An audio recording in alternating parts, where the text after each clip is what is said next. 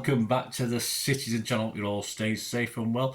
And we've got another Mad for It special from the Manchester Evening News. We had one last year because we've got an FA Cup final to win, haven't we, against United again.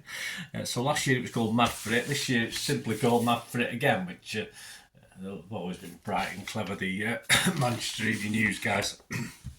So we're going to have a look at any interesting facts and oddities within this well, I'm going to say a magazine, but it's a paper really. It's a 48-page paper costing £3.50. United will get the odd mention. I'm not going to go into great detail on them. This is a City fan vlog, but yes, there will be a couple of things noted about United as we go through anyway. And of course, a great cover there, as you can see, it'll be up on screen.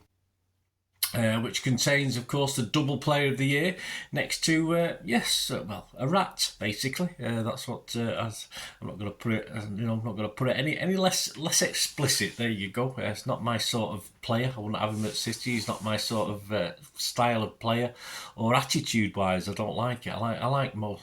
I think I like all the City players' attitude to football. Not so much United players, but that's a personal preference. Did you know, this is United's one hope of making Europe. There you go, if they win this, they'll get into the Europa, of course, and it'll knock Newcastle off their perch. They won't be able to get into it. What did you know, of course, generally about City? Only 5 teams have won the Cup more than us. Winning this will put us joint third. Indeed, only 4 teams have ever reached more finals than City, but we've no history, have we? Now, of course, our wins, you can probably know them yourself off the top of your head, don't you? But I'll just remind you, wins in the FA Cup were 1904, I wasn't at that one. 1934, I wasn't at that one. 1956, almost. Well, I was probably a far distant twinkle in my dad's eye in 1956. 1969, I wasn't at it. I watched it on telly. 2011, I was there. No, I wasn't there. I'm lying. I was at City Square. I couldn't get a ticket for that one, believe it or not. 2019, I was there. And 2023, I was there, so there you go. So there are wins so far. So let's notch another one up. Of course, Gundogan's goal last season became the quickest in an FA Cup final. There's a couple of others in less than a minute. Yes, Louis Saha scored for Everton against Chelsea back in 2009. This was after 25 seconds. Of course, Everton went on to lose that game, silly fools. And the other was Di Matteo. Of course, Chelsea against Middlesbrough in 1997. That was 43 seconds. I sort of remember watching that one.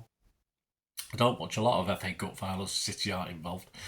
Chelsea won that, of course, even though as well as Di Matteo scoring the early goal. A bit of a sad fact. Haaland is yet to score at Wembley in 4 visits, so he's obviously saving it up for this one.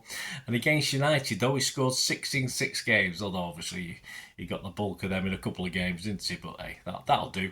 What about City and United, or City v United? Of course, since his appointment, Ten Hag has just won 1 win against City. He's only been there a couple of years, so it's not too bad, is it? When United robbed us, of course, in that January 2023 tie at Old Trafford, 2-1 in the league. You wait 152 years, of course, to meet in an FA Cup final, and now we've got 2 in 2, so that took some doing, really. A lot our fault, of course. When United were hitting FA Cup finals, we weren't that good, unfortunately, so you can blame us, United, for that. Blues versus Reds is a little piece head-to-head in the FA Cup. I covered this last year in my City United FA Cup years, which I'll probably republish before the final anyway. But we'll go back to this little summary in the Manchester Evening News before we go our little excerpt of the day. The road to this year's final. Yes, at round 3, City 5, Huddersfield 0. Our star man, according to the Manchester Evening News, was Foden. It was Wigan 0, United 2. Their star man was M.E.N. Round 4, Spurs 0, City 1. Yes, good night. It was had by all over down there. City star men, Aki and Kovacic. Newport 2, United 4. Their star men were Martinez, Shaw and M.E.N. again. He's quite good. I think he's one of their best players, isn't he? Not that I know too much about it. Round 5, Luton 2, City 6. Of course, Haaland, with his multiple goals, was our star man.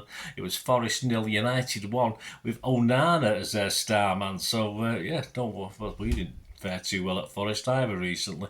Round 6, City 2, Newcastle 0. Akanji, Kovacic and Bernardo were all the Manchester Evening News star men.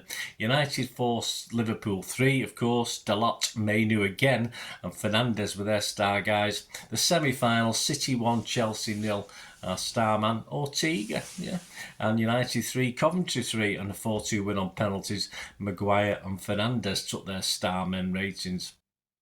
City became the first team in history to reach 6 consecutive FA Cup semi-finals with that win over Chelsea. Another record. Never forget Blues. Yes, of course, Mr. Ferguson appears in this little the piece about Tevez and talks about Ferguson. Never forget this quote from that bitter rag legend Ferguson. In 2009, he said, "They're a small club with small mentality. All they can talk about is Manchester United. They can't get away from it." I really love it every time we beat his team, and I used to love it when we beat it. Well, when it wasn't his team, as he continues to hang around Old Trafford like a bad smell. But there you go, Mr. Ferguson. That's my tribute to you, mate. General stuff, yeah, interesting. FA Cup prize funds. There's a big list of what people win for getting to what round, and it starts, of course, with the extra preliminary round winners, who all get £1,125. So there you go, back of the net. 208 clubs collected that. That's not bad. The FA Cup first round proper, the winners get 41,000. That's not bad. 40 of them got that. The third round, of course, where the big clubs enter, 105,000. The winners, with the 32 clubs, of course, get that. That's how many teams are left in at that stage. The semi-final winners get £1 million, so it's a couple of them, and the losers get £500,000. And of course, for the final, the winners get £2 million, and the losers just get £1 million. So not massive money, but it's all about the TV, isn't it? It's not about the actual FA stuff itself. Interesting, yeah, back-to-back FA Cup winners since the war. There's been a few. Newcastle did it in 51 and 52. Spurs did it twice in 61-62 and 81-82. Flipping heck, Spurs have a history. I think even some of the fans might remember a couple of those. Arsenal did it 2002, 2003. Chelsea did it 2009-10. And Arsenal did it again in 2014-15. So let's hope we can make a little bit of history, do a double-double, and join this little club of teams who've managed back-to-back since the war. Right, back to the excerpt of the day. Just generally looking at City United in the FA Cup previous meetings, of course, Blues and Reds head-to-head. Ilkay Gundogan's goal after 12 seconds, the fastest FA Cup final goal in history, is the abiding memory of City's 2-1 win last year.